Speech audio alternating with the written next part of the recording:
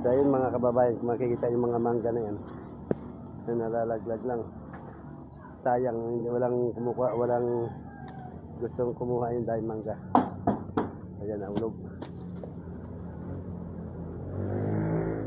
So ayun mga kababayan, ay yung kababata ko nanguha, hinarvest namin.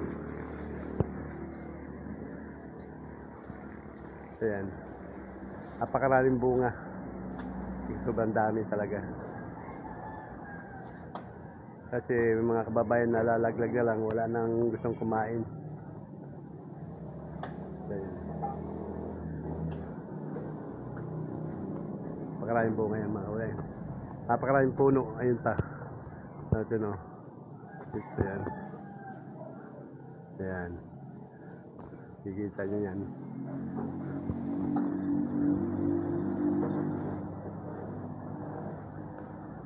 Ano pare, ibaba mo na. Yan, kukunin natin.